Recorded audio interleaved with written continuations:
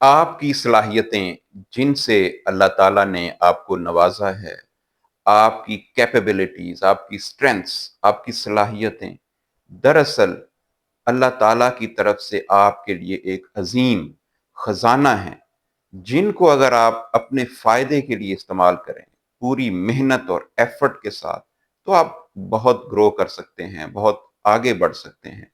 یہ صلاحیتیں دراصل آپ کے لیے پروں کی مانند ہیں، جن کو اگر آپ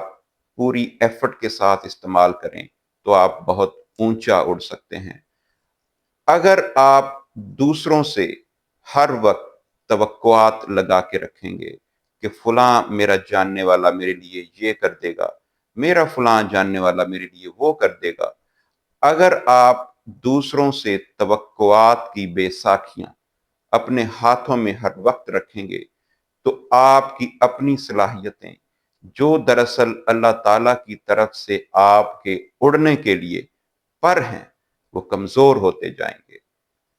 کبھی بھی اتنی زیادہ توقعات دوسروں سے نہ رکھیں کہ آپ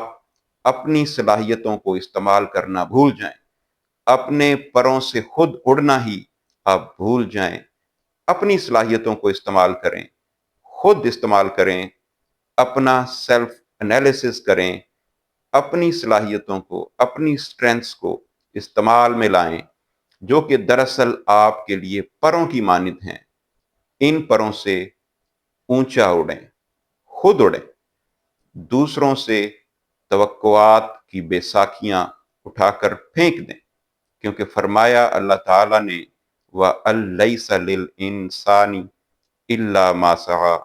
جس کا مفہوم ہے کہ انسان کے لیے وہی ہوگا جس کی وہ کوشش کرے گا۔ Thank you.